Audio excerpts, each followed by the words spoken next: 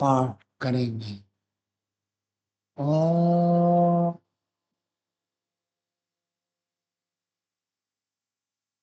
सहना भवतु सहनौ भुनक्तु सह वीर्यं करवावहै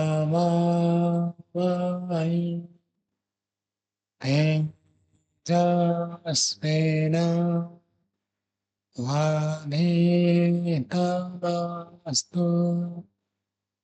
मा विद्विषावहै। ॐ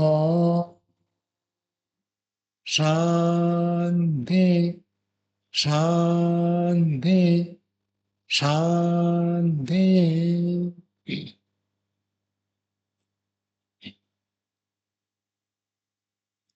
विदोन्नति की 52वीं कक्षा है। विदोन्नति में तृतीय अध्याय का हम स्वाध्याय कर रहे हैं। उसमें 40वें श्लोक तक हो गया था। आज 41वें श्लोक से पढ़ेंगे। महात्मा विदुर राजा धृतराष्ट्र को समझा रहे हैं कि किसी भी प्रयोजन के लिए झूठ बोलना हानिकारक है और इतिहास का उदाहरण देकर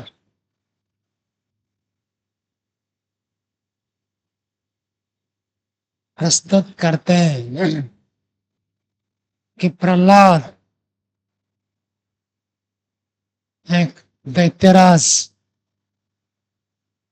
जब न्यायाधीश के रूप में अपने पुत्र और एक विद्वान ब्राह्मण के बीच में कौन श्रेष्ठ है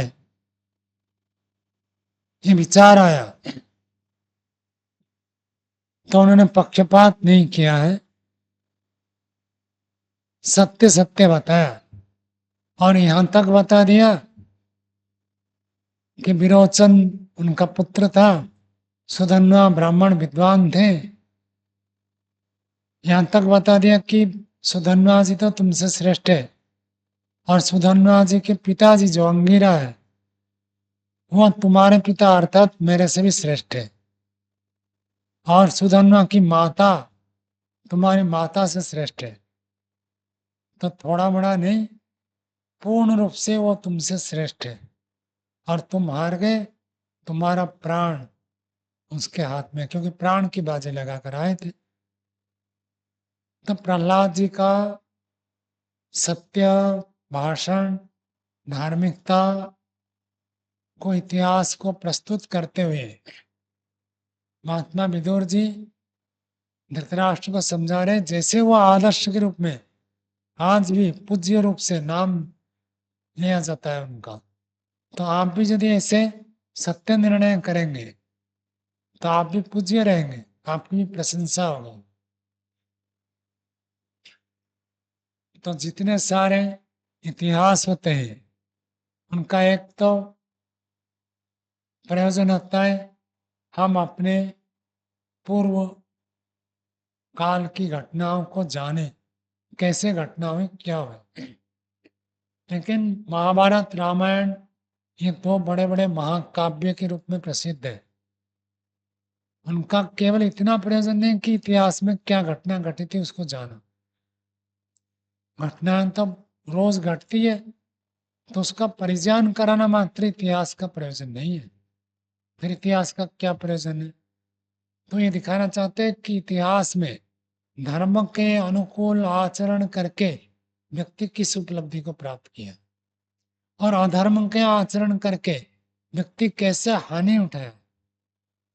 ये शिक्षा ग्रहण करने के लिए इतिहास प्रसिद्ध होता है और रामायण महाभारत क्या उससे भरपूर है। जगह जगह मिलेगा क्या आदर्श आचरण है और जिनने आदर्श आचरण किया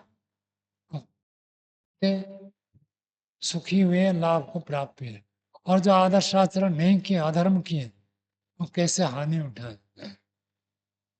प्रत्येक भाग में, रामायण में भी महाभारत में भी यही मिलेगा, क्या अच्छा है क्या बुरा।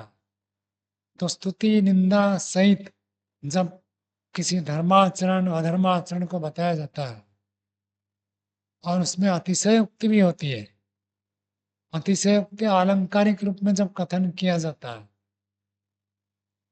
तो वो उसका आभूषण बन जाता है। केवल ग्रंथ लिख दे तो रोचक नहीं होगा, कोई पढ़ेगा नहीं, तो उसको थोड़ा बढ़ा चढ़ा कर लिखा जाता है। प्रशंसा में भी बढ़ा चढ़ा कर और निंदा में भी बढ़ा चढ़ा कर लिखते हैं। प्रशंसा में तो ऐसे बढ़ा चढ़ा कर देते हैं कि जैसे श्री रामचंद्र जी परम ब्रह्म है, कृष्णचंद्र जी स्वयं भगवान है। यहाँ तक उनके गुणों की प्रशंसा करते हैं ताकि व्यक्ति उनके प्रति रुचि रखे और वैसा आचरण कर सके। और निंदा में भी ऐसे करते हैं, जिसकी निंदा करनी है कई पीढ़ी तक उसका सर्वनाश हो गया, जब वास्तविक घटना है उससे भी थोड़ा आगे बढ़ा चढ़ाकर प्रस्तुत करते हैं। योग दर्शन में भी ऐसे बताया है, जो तत्काल फल देने वाले हैं। किसका उदाहरण दिया? हाँ, दो व्यक्तियों का नाम दिया है, नहुषवत, नंदीश्वरवत। नहुष जो देवता बन गया था, देवताओं का राजा इंद्र था, उसका इतना पतन हुआ, तिर्यक योनि को प्राप्त हो।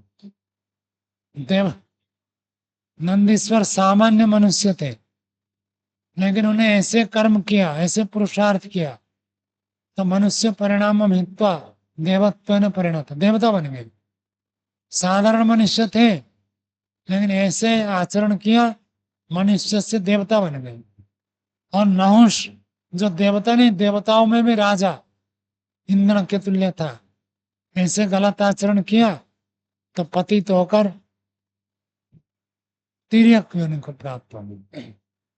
तो इतिहास हमको प्रेरित करता है, अच्छा आचरण करो, बुरे आचरण छोड़ो। और आचार्य चाणक्य जी अर्थशास्त्र के प्रणेता है, अर्थशास्त्र को लिखा है। उन्होंने राजाओं के कर्तव्य अकर्तव्य भी बताया और राजाओं को कैसी दिनचर्या रखनी है वो भी बताया। तो उसमें वो लिखते हैं, पश्चिमम इतिहास श्रवणे, राजाओं को इतिहास सुनना आवश्यक है। पश्चिमी अर्थात दोपहर के बाद, दोपहर से पहले पहले सब राज कार्य जो तात्कालिक अति आवश्यक होता है वो सब कार्य करें, और दोपहर के बाद इतिहास का श्रवण करें। इतिहास का श्रवण करने से क्या प्रेरणा मिलेगी, उत्साह बढ़ेगा, और अपने राज्य को, अपने जीवन को, अपने बल शौर्य पराक्रम को बढ़ाने के लिए उससे उनको कुछ प्रेरणा है, दिव्य प्रेरणाएं मिलती है। और जो गलत कर रखे हैं इतिहास में, लोगों ने उल्टा आचरण करके पतित हुए, तो मैं भी ऐसे करूंगा तो ऐसे हो जाऊंगा, उससे बचेंगे। तो इसलिए इतिहास का श्रवण करने के लिए कहा। और इतिहास में बहुत सारे बातें लिख दी, पुराणम इतिवृत्तम आख्यायिक उदाहरणम धर्मशास्त्रम च इतिहास, इन सबको इतिहास शब्द से कहा। इनमें से कोई ग्रंथों श्रवण करें तो पाठ होगा, सुनेंगे। जैसे सत्यार्थ प्रकाश हम स्वयं पढ़ते हैं, कभी कभी ऐसे होता है सामूहिक पाठ होता है, एक व्यक्ति पढ़ता है बाकी लोग सुनते हैं, तो ऐसे श्रवण का भी विधान है। तो इतिहास से कम ये प्रेरणा लें कि धर्माचरण करने से लाभ, अधर्म करने से हानि। इसी बात को आगे कहते हैं, देखिए 41वां श्लोक पढ़ते हैं। न देवा दंडमादाय रक्षन्ते पशुपालवान् यं तो रक्षितुमिच्छन्ति बुद्ध्या संविभजन्ति तम्। न देवा, देवता लोग, और देवा तो यह सामान्य है, देवगण, देवगण क्या करते हैं? दंडम आदाय न रक्षन्ति पशुपालवत, पशुपाल चरवाहा जो होता है, जो गाय, बकरी, भैंस, भेड़, इनको चराने के लिए ले जाता है, उसके हाथ में हमेशा क्या रहता है? डंडा रहता है। किस लिए? कोई पशु इधर उधर जाए तो डंडा मारकर सीधा करेंगे। लेकिन देवता लोग ऐसे नहीं करते। देवता लोग डंडे पकड़कर पिटाई करके मनुष्य को सीधा नहीं करेंगे। तो पशु को पालन करने वाला चरवाहा जैसे डंडे से पशुओं को रास्ते पर लाता है, सही दिशा में ले जाता है, देवता लोग ऐसे नहीं करते। फिर देवता लोग क्या करते हैं? यम तुरम रक्षित, जिसकी रक्षा करना चाहते हैं, बुद्धिया सब विभजंती तम, उसको बुद्धिया, बुद्धिया का अर्थ उत्तम बुद्धि से, सम विभजंती, सम्यक रूप से उसके लिए विभाग कर देते हैं, युक्त कर देते हैं। उसकी बुद्धि को घुमा देंगे, वो अच्छा निर्णय करेगा और उन्नति को प्राप्त कर लेगा। तो देवगण जब किसका भला करना चाहे, जब किसकी उन्नति करना चाहे, अब वो व्यक्ति गलत रास्ते में जाता, डंडे से तो पीट कर उसको सीधा नहीं कर सकते। चोरी करने जा रहा हाथ को तो पीटेंगे नहीं, तो कैसे करेंगे? कहते उसकी बुद्धि को घुमा देते हैं, उसकी बुद्धि को इस सत प्रेरणा दे देते हैं, तो वो सही रास्ते पर आ जाता है। और इसके विपरीत अर्थावती क्या निकलेगा मनु जी? देवता लोग जिसकी रक्षा करना चाहते हैं, उसको बुद्धि को सद्बुद्धि में परिणत कर देते हैं, तो अच्छे मार्ग में चल पड़ता है। अर्थावती क्या निकलेगा? हाँ बोलो बोलो, क्या आप बोल रहे हो? आप बोलो, आप बोल रहे थे ना।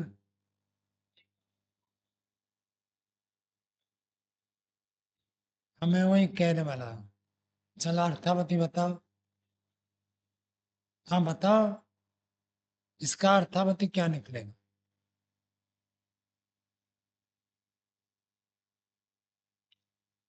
अर्थावती तो उल्टा कर दो। और क्या? वर्षा होने पर, नहीं, बादल होने पर वर्षा होती है, बादल ना होने पर वर्षा नहीं होती, अर्थात बादल होने पर वर्षा होगी, अर्थावती है। तो जिसकी रक्षा करना चाहते हैं, उसकी बुद्धि सन्मार्ग में प्रेरित कर देते हैं, अर्थावती क्या निकलेगा?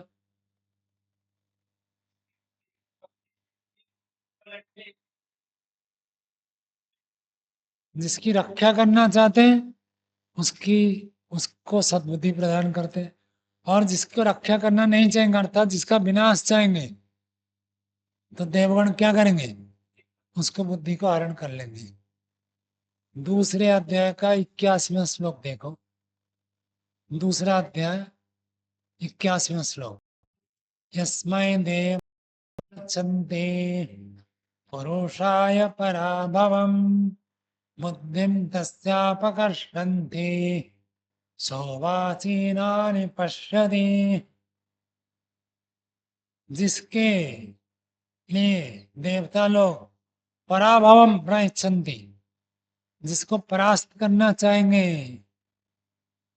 अभी जो श्लोक पढ़ते हैं, जिसकी रक्षा करना चाहेंगे, तो जिसकी रक्षा करना चाहेंगे उसको तो सद्बुद्धि प्रदान कर देंगे, और जिसका विनाश चाहेंगे, जो हार जाए, ऐसे यदि देवगण चाहेंगे, बुद्धिम तस्य अपकर्षन्ति, उसकी बुद्धि को ही खींच लेते हैं, अर्थात बुद्धि से सही निर्णय कर नहीं पाएगा तो गलत रास्ते में चला जाएगा। तो देवता लोग किसी को डंडे से आगे पीछे नहीं करते हैं, चोरी करने से रोकने के लिए डंडे का प्रयोग नहीं करते, बस बुद्धि को बदल देते। अब ये तो देवगण कौन है, ये आप विचार करना।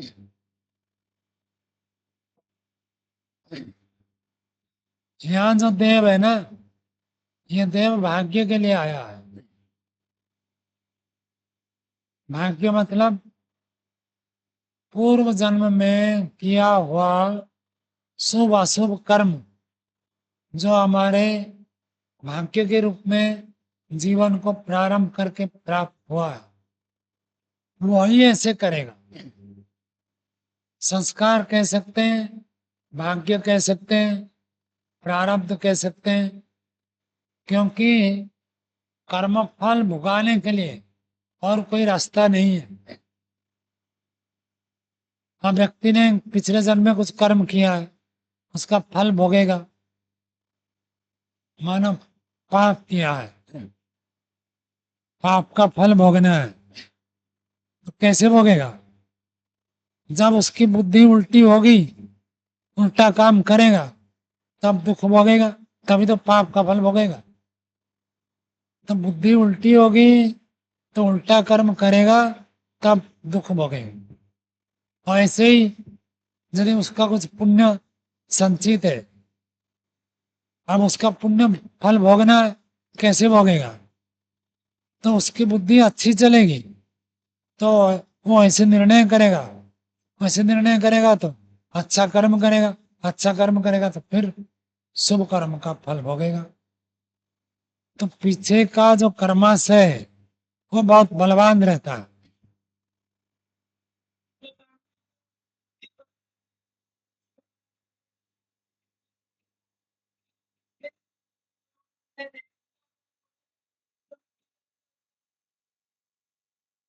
परिणाम देखो, अभी जो कर्म किया इसका फल तो बाद में मिलेगा। परिणाम क्या होता है? व्यक्ति एक वाक्य बोल देता है और एकदम से सारा वातावरण प्रतिकूल हो जाता है, और वो ऐसी स्थिति में एकदम से प्रतिकूल स्थिति हो गई, पूरा विच्छिन्न दशा आ गई, और वो व्यक्ति पैर पड़ जाता है, तो क्या परिणाम आ जाता है? कर्म का फल तो बाद में मिलेगा, जैसे परिणाम के रूप में भोगना पड़ रहा है। ये कैसे? बुद्धि के निर्णय के द्वारा। हाँ, ये पूर्व जन्म के कर्म के आधार पर बुद्धि बदलती है। यस, बीच में बिल्कुल मिलता है। ये भोग क्या है? भोग ही तो है। शुरू में ऐसे कहीं लिखा है क्या? जाति आई भोग है। नहीं, पता तो है लेकिन उसको कंट्रोल भी करें, इसके ऊपर लंबी चर्चा हुई। आज तो वर्षा हो रही है तो बढ़िया से नहीं होगा, मैं और एक दिन इसको बढ़िया से व्याख्या करके बता दूंगा। अब तो इतना समझो कि यदि आपका पुण्य है ना, तो आप अच्छा अच्छे निर्णय करते जाओगे, और यदि पाप है ना, उल्टे निर्णय करोगे। उसको भी बदलने के लिए प्रोसेस, लेकिन बहुत कठिन है वो। लेकिन सामान्य रूप से तो इतना तो आप समझते हैं कि पूर्व जन्म में जैसे संस्कार होते हैं, जैसे पाप पुण्य होते हैं, वैसे ही व्यक्ति इस जन्म में जीवन को परिचालित करता है। आप गुरुकुल में आ गए, आपके साथ तो 50 बच्चे पढ़ रहे थे स्कूल में, सब तो आए नहीं, तो आपको ये बुद्धि कैसे बन गई? वहां पर रोजड़ में एक बच्चा है, अभिषेक जी थे ना, अभिंद्र नाम रखा है, आप जानते हो। तो मैंने उनको पूछा, भाई आप कैसे गुरुकुल में आ गए? कब छठी या सातवीं पढ़ता था, पिताजी को कहा मुझे गुरुकुल में पढ़ना है। पिताजी ने एक बार मना किया, क्या गुरुकुल में जाकर पढ़ोगे, ये करोगे। रुके। फिर 1 महीने के बाद फिर कहा गुरुकुल में पढ़ूंगा। फिर कहा, फिर जिद किया, मैं तो गुरुकुल में जाऊंगा, गुरुकुल में जाऊंगा, गुरुकुल में जाऊंगा। अब पिताजी हार गए। उनको लेकर मथुरा के गुरुकुल में छोड़े, 3-4 वर्ष रहे। कुछ भी पढ़ाई वहां होती नहीं, ऐसे ही बच्चे रहते, क्रिकेट खेलते। कोई मुश्किल से थोड़ा अष्टाध्यायी आदि कर लेता है, अष्टाध्यायी पकड़ा देते। बच्चे के पीछे क्या माता पिता जैसे लगते हैं, आचार्य गुरु यदि पीछे लगते तभी निर्माण होता। केवल गुरुकुल में छोड़ देने से हो जाता, तो सबका हो जाएगा। तो ऐसे रहे, फिर वहां से ऋषि द्वान आए, फिर वहां कुछ दर्शन पढ़े, फिर अष्टाध्यायी करते थे, फिर रोजोड़ा आकर पूरा व्याकरण पढ़ा। बुद्धि बहुत तीव्र है, ये बहुत अच्छी है, इतने तार्किक है। कुछ भी विषय बता प्रस्तुत करो, खंडन मंडन करने में बड़े उस्ताद है, जैसे रावण जी है, बिल्कुल उनके जैसे ही तीव्र बुद्धिवाद है, और रुचि भी उसमें रखते हैं। दर्शन भी सारे हो गए, अभी मीमांसा पढ़ रहे हैं और पढ़ाते भी हैं। तो मैंने पूछा था तो कहा मुझे पता नहीं कैसे लगा। स्वयं ब्रह्म विद्यानंद जी को भी पूछा था तो उन्होंने कहा मुझे तो ऐसे लगता था जो गुरुकुल में पढ़ते वो अच्छे होते हैं और जो स्कूल में पढ़ते बेकार होते हैं। इसलिए पिताजी को जिद किया कि मुझे गुरुकुल में छोड़ो, गुरुकुल में छोड़ो, गुरुकुल में छोड़ो। ये जो निर्णय है ना बुद्धि, ये पूर्व जन्म से होता है। एक व्यक्ति अशिष्ट आचरण करता है, गलत व्यवहार करता है, और उसको वही अच्छा लगता है। क्यों लगता है? क्योंकि पूर्व जन्म में ऐसे संस्कार कर्म उसके जमा है। वो उसको अच्छे रास्ते, अच्छा क्या है बुरा क्या जानता है, लेकिन करता नहीं है। क्यों नहीं करता? वो उसको धक्का मारते हैं। क्योंकि यदि अच्छा कर देगा, जो पिछले पाप का कर्म है उसका फल भोग नहीं पाएगा। कि पिछले पाप के कर्म का फल भोगने के लिए उसकी बुद्धि विकृत होना आवश्यक है। तो बुद्धि विकृत हो जाए तो उल्टा निर्णय करेगा, तो उल्टा परिणाम भोगेगा।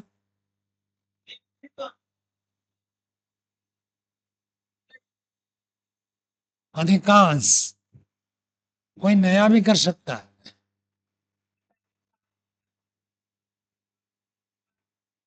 हाँ वो कह सकते हैं, उसमें कोई दिक्कत नहीं। मानसिक होते ही वाचनिक शारीरिक हो ही जाएगा। मन से आप बुरा मानोगे, मन से आप कुछ सोचोगे, ऐसे होगा नहीं कि आपके मुंह से निकलेगा नहीं। किसी के भी मुंह से गलत शब्द निकलता है, इसका मतलब मन में वो ऐसे सोचता, बिना सोचे हो ही नहीं सकता। और ऐसे सोच क्यों रहा है?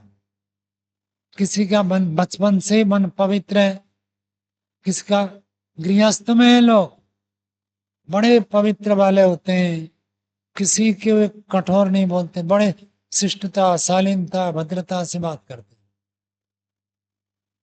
और गुरुकुल में आ जाते अथवा को ब्रह्मचारी बनते, नैष्ठिक बनते, सन्यासी बन जाते, ऐसे उच्छृंखल होते हैं। कारण क्या है? एक गुण को पकड़ा, बाकी धारण ही नहीं किया, तो उल्टा जाएगा। घर गृहस्थी व्यक्ति शास्त्र पढ़ने के लिए इतना व्याकुल होते हैं, ब्रह्मचर्य में वो मिलता नहीं है। इतना व्याकुल होते हैं लोग कि शास्त्र कोई पढ़ा दे, पढ़ूं, जानूं, सीखूं, घर छोड़ नहीं सकते, व्यवस्था है। फिर शास्त्र के प्रति बड़ी व्याकुलता है, साधना के प्रति बड़ी व्याकुलता है। एक 85 साल की महिला है, स्वामी सत्यपति जी की शिष्या है। मेरे पास उनका कोई नंबर नहीं था, वो बीबी के में उनके परिचित होगा, कुछ लिया नंबर, हम प्रवचन आदि सुना, फिर नंबर लेकर मैसेज की, कहा कि आपके चरण में बैठकर मैं योगाभ्यास करना चाहती हूँ। मैंने कहा आपकी उम्र अभी बहुत अधिक है, हम जहाँ रहते हैं ये स्थान इतनी बड़ी आयु के लिए अनुकूलता नहीं रहेगी, और यहाँ तो जंगल है, तपस्या करनी पड़ेगी, ऐसे नहीं कर सकते। मतलब व्यक्ति घर गृहस्थ में रहते हुए उसके अंदर कितनी व्याकुलता होती है, मैं ये कहना चाहता हूँ। अभी भी उनके अंदर इच्छा है कि मैं योगाभ्यास करो, समाधि लगाओ। 85 साल उम्र हो गई, गुरु जी अभी भी फिर से योग दर्शन पढ़ रहे हैं। तीसरा पाद 50वां सूत्र आज हुआ। 88 साल की उम्र हो गई,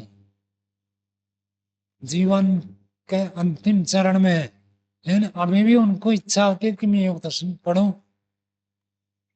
हम लोग जब आए पहले दिन या दूसरे दिन ही पूछे कि भाई हमको आप कितने बजे समय दोगे।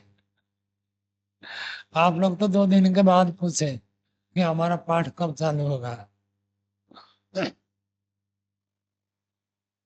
तो और गृहस्थियों में बहुत सारे लोगों को मैंने देखा, आप लोगों ने भी देखा होगा, उड़ीसा में गए कितने लोग रुचि लेते हैं पढ़ने में, सुनने में, बोलने में, प्रवचन में सुनते हैं। ये भी प्रवचन आदि जो होता है ना यज्ञशाला का, वो भी सुनते हैं। इतनी रुचि वो क्यों बनती है? उनके अंदर द्वेष नहीं आता है, उनके अंदर बहिर्भाव नहीं आता है घर में गृहस्थ में, इन वो कैसे से बना। ये सब हमारा पिछले जन्म का कर्म फल प्रेरित करते हैं, दैव है। लेकिन उस दैव को पुरुषार्थ से बदला जा सकता है। नहीं बदलेंगे तो दैव ऐसे ही चलेगा और आपको ऐसे ही नचाएगा, आप ऐसे ही गलती करेंगे। दैव जब प्रबल होता है तब आपका पुरुषार्थ काम नहीं करेगा। दैव का जब जोर होता है ना, अर्थात वो संस्कार का हो अथवा भाग्य हो, कर्म फल जब फल देने के लिए उभर कर आएगा, आप होश बात सब गुम हो जाएगा। आप क्या कर रहे हैं, क्या बोल रहे हैं, क्या सोच रहे हैं, कुछ आपको पता नहीं चलेगा, वो प्रबल वेग से आकर कर जाएगा। उस समय तो आप नियंत्रण कर ही नहीं सकते। लेकिन बाद में जब आप विचार करेंगे कि मैंने ये जो किया ठीक किया गलत किया, तो आप उसको फिर नया पुरुषार्थ कर सकते हैं। और यदि वो नहीं किया तब तक दैव आपको धक्का मारेगा हवा में, चलो, क्योंकि पिछला जन्म का कर्म का फल होगा। यदि नया करोगे तब उसको रोक सकते हो, नहीं तो आंधी आएगी, तूफान, जाओ। उस समय आंधी तूफान आ जाए तो आप रुक सकते हैं क्या? नहीं रुक सकते। हाँ, आंधी तूफान थोड़ा ठंडा हो जाए, शांत हो जाए, मन फिर एकाग्र हो जाए, रासिक तामसिक स्थिति हटकर थोड़ी सात्विक स्थिति आ जाए, तब यदि आप खम्भे गाड़ते हैं, फिर अगली बार जब आंधी आएगी उस खम्भे के सहारे रुक सकते हैं। इस बार के आंधी में तो उड़ोगे, अगली बार के आंधी में काम आएगा। और जब बस आंधी आई, उड़ गए, जाकर गिरे, चोट लगी,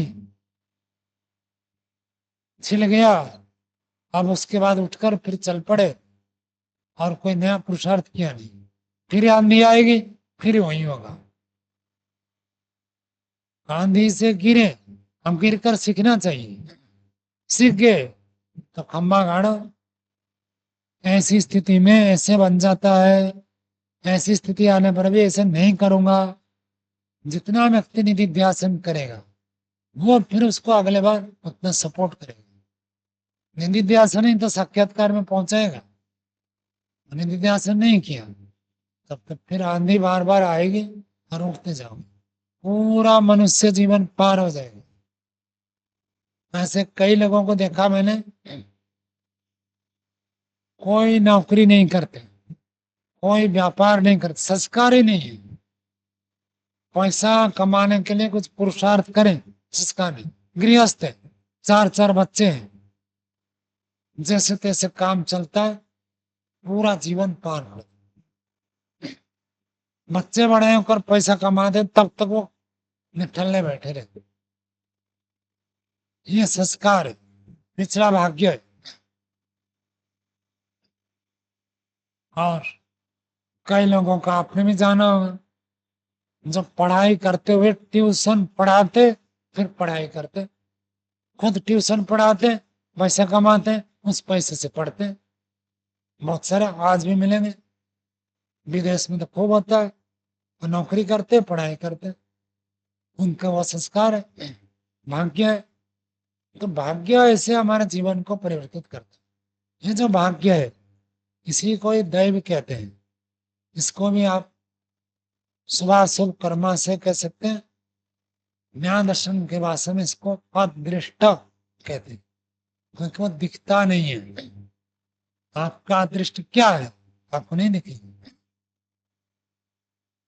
अदृष्ट जैसे चलेगा वैसे चलता है।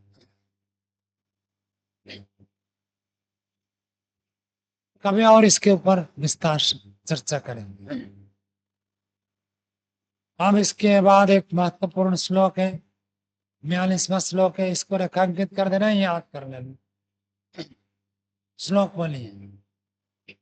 यथा यथा हि पुरुषः कल्याणे कुरुते मनः तथा तथा स सर्वार्था सिद्ध्यन्ते नात्र संशयः। यथा यथा हि पुरुषः, जैसे जैसे पुरुष मनुष्य कल्याणे कुरुते मनः, कल्याणे क्या अर्थ है सावन जी? कल्याणे, कल्याण में, कल्याणकारी कार्य में, अर्थात शुभ कर्मों में, कुरुते मनः, मन को करता है। अर्थात मन को करता है मतलब क्या होगा? हाँ? मन बनाता है। कहते ना भाई मन बना लो वहां चलेंगे, तो जब मन बना लो उसको कहते कुरुते मना। तो मन बनाता है, इसलिए कल्याण, कल्याण में मन को लगाता है। ये पंक्ति आपको बहुत काम आएगा जीवन में। ऐसे मेरे सामने 50 उदाहरण है, जो व्यक्ति जीरो से हीरो हुए, प्रत्यक्ष जिनको मिले। आप लोगों को भी ले गया था स्वामी रामदेव जी के पास, जीरो बैलेंस से शुरू किया जीवन और कहां तक पहुंचे।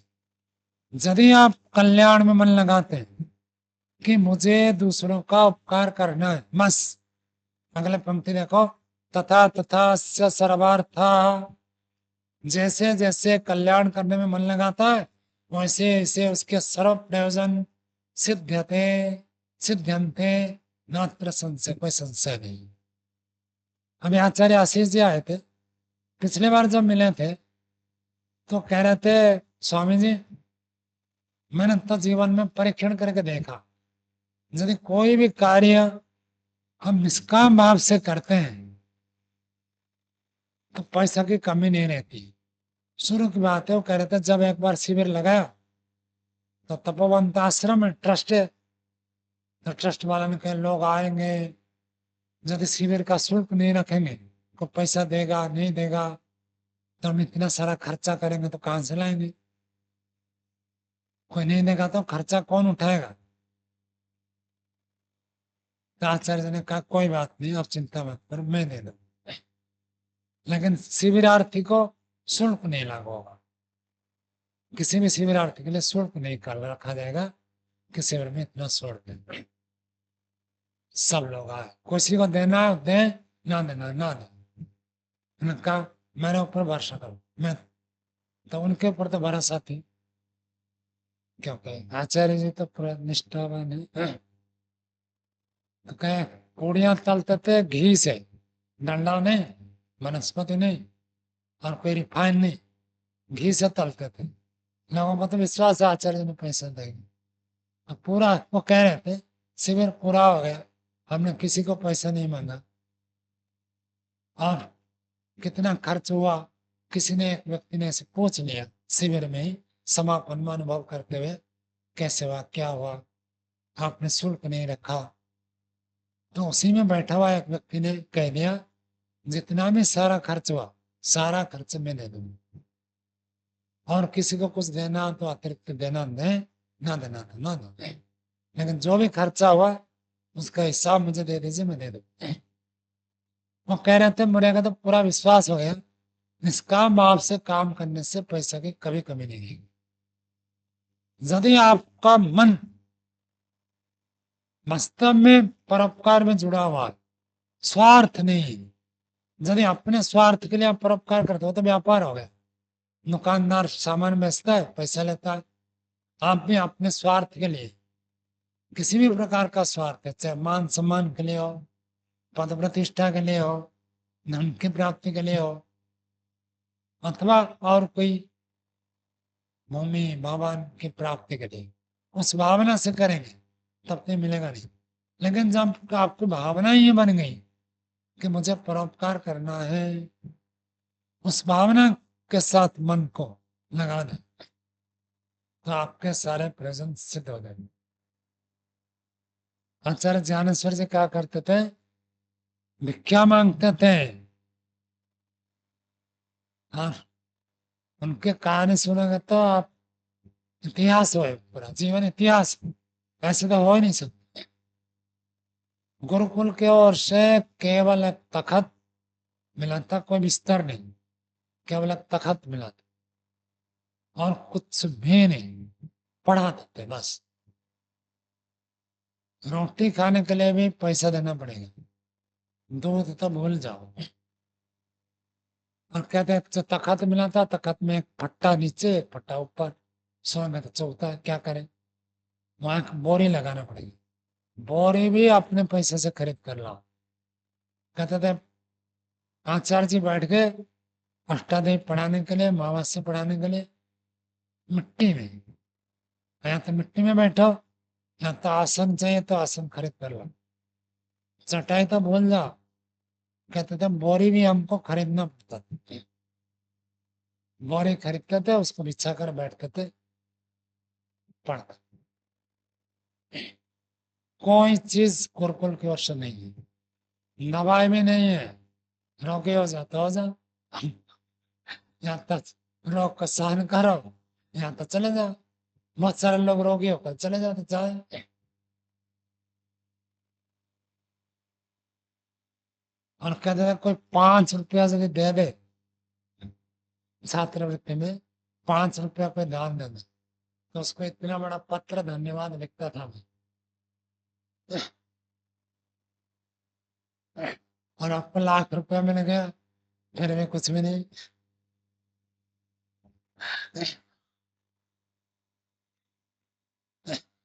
कोई व्यक्ति, तो मैं कहता था वो जीरो से शुरू किया जीवन, और कितना बड़ा वानप्रस्थ आश्रम एक बहुत बड़ा प्रतिष्ठित संस्थान है। आचार्य जी ने कहा कि रोजोड़ आर्यवन को हमने देश में नहीं विदेश में पहुंचा दिया। कहीं आर्य समाज की कोई संस्था नहीं होगी जहां पर हमारा पुस्तक ना हो, पोस्टर ना हो, कोई लिफलेट ना हो, कोई बैनर ना हो, कोई फ्लैक्स ना हो, ऐसे कोई संस्था नहीं मिलेंगे जहां पर हमारा कुछ भी ना हो। और पैसा किससे मांगा नहीं, 1 रुपया नहीं मांगा। लेकिन पूरे दुनिया में जहां भी आर्य समाज की संस्था है, विदेश जाने से पहले पुस्तक भेज देते थे, बाद में जाते थे। पैसा की इच्छा रखकर करेंगे, बड़ा काम नहीं कर पाएंगे। निष्काम भाव से जो व्यक्ति करता है उसकी तो उपलब्धि कहीं पहुंच जाएगी।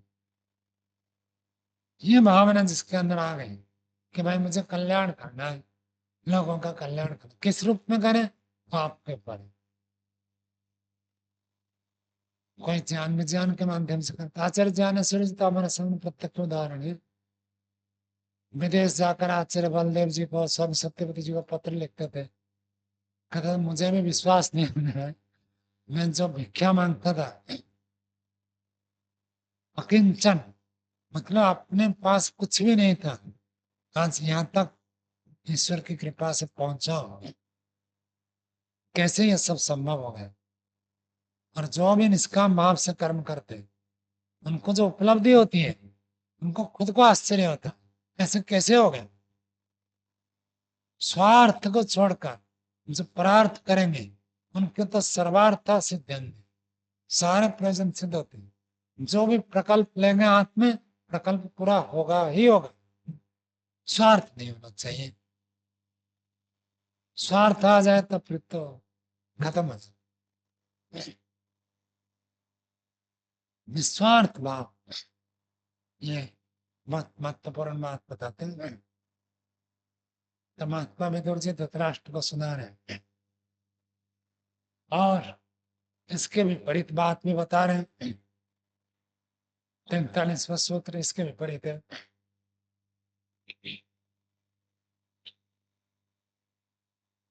नैनम छन्दांसि वृजना तारयन्ते मायामिनं मायया वर्तमानम् नीडं सकुन्दा इव जातपक्षास् छन्दांसेनं प्रजात्यन्तकाले। तो पिछले श्लोक में तो बताया जो कल्याण में मन लगा देते हैं, इसके विपरीत कहते हैं नैनम छंदांसि वृजना तारयन्ते। वृजन, वृजन का अर्थ होता है पापाचरण। वृजी वर्जन धातु है, वर्जन करने जो किया जाए, पाप, पाप से तारयन्ति, तारित नहीं करते। छंदांसी, छंद किसको कहते हैं? वेद। तो वेद को छंद कहते हैं। तो कोई व्यक्ति वेद पढ़ता है तो भी उसको पाप से वेद तारित नहीं करता, अर्थात पाप से उसको मुक्त नहीं कर पाते वेद। क्यों नहीं करते? माया मिनम माया वर्तमानम, क्योंकि वो व्यक्ति माया भी है। माया वर्तमानम, माया से वर्तमान है। बहुत सारे लोग परोपकार के बहाने में अपना प्रयोजन पूरा करना चाहते। माया, माया का अर्थ मान धातु से माया बनता है। अर्थात ये कहते हैं जो व्यक्ति दिखाना तो कुछ चाहता है लेकिन भावना कुछ और होती है, ऐसे जो व्यक्ति उल्टा अपरोक्षमेव, जैसे कोई व्यक्ति ठगने आता है, वो कैसे दिखाता है आपको? ऐसे बातचीत करेगा, उससे बड़ा मित्र आपका कोई है ही नहीं, ऐसे बात करेगा, और जैसे अवसर मिलेगा छू हो जाएगा। तो ऐसे जो व्यक्ति माया में है, छल कपट करते हैं, किसी के साथ दोस्ती करते हैं अपने प्रयोजन की सिद्धि के लिए, दूसरों को कैसे भी, बहुत सारे गुरु तो गुरु बनकर बैठे हैं ना, शिष्यों को लूटने के लिए बैठे हैं, कैसे उनसे धन की प्राप्ति हो, मान की प्राप्ति हो, उसी वही उनका प्रयोजन है। कहते ऐसे मायावी व्यक्ति को वेद भी तारीफ नहीं करेंगे। ऐसे एक मिलता जुलता वाक्य मनुस्मृति में आता है, आचारहीनम न पुनंति वेदा। आचार्य अजय जी को आप जानते हैं, तो जब पढ़ते थे मैंने वाक्य बोला तो कहा, स्वामी जी ये क्या बात हुई? जिसका आचरण गलत है वही तो वेद पढ़ेगा ताकि उसका आचरण ठीक हो जाए, और यदि वो आचरणहीन होने पर वेद उसको पवित्र नहीं करेंगे, और जिसका आचरण पहले से ठीक है तो वेद उसको क्या पवित्र करेगा? मतलब पहले से पवित्र है, जो अपवित्र है उसी को ही तो पवित्र करना है। जो पहले से पवित्र है उसको तो पवित्रता की आवश्यकता नहीं है। तो इसका तात्पर्य है, आप यदि गलत आचरण करते हैं, वेद पढ़ेंगे तो आपका आचरण सुधर सकता है, लेकिन वेद पढ़ने के बाद भी यदि आप गलत आचरण को अच्छा मान रहे तो वेद भी आपका सुधार नहीं कर सकते। जिसको गलत आचरण गलत लगता है वही तो सुधरेगा ना। जो गलत आचरण को गलत मानता ही नहीं तो क्या सुधरेगा।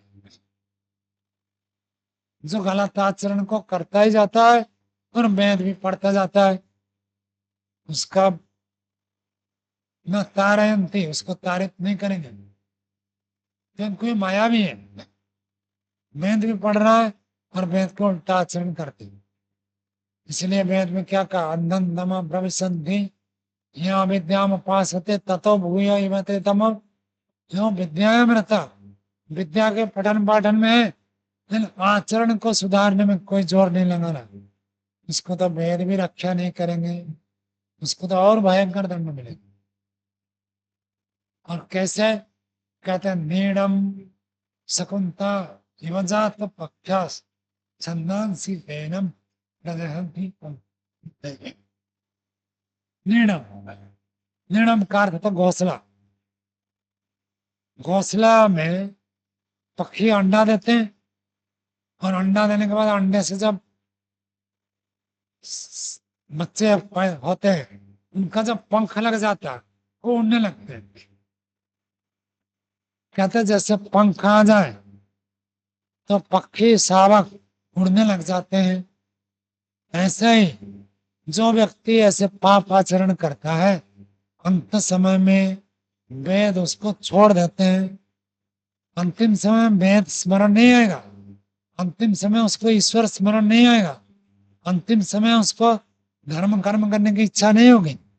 अंत काल में ये सब उसको छोड़ देंगे, क्योंकि माया भी है, माया की माया आचरण किया जीवन में, तो उसका परिणाम अंत समय में धर्म से च्युत होगा और अंतमति सौगति, अंतिम काल में जैसे बुद्धि बनेगी अगला जन्म ऐसे मिलेगा।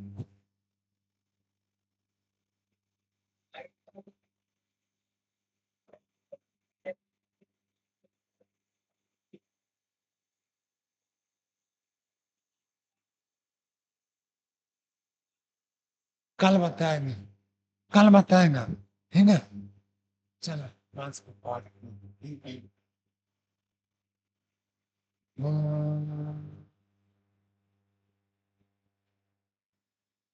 शांति शांति शांति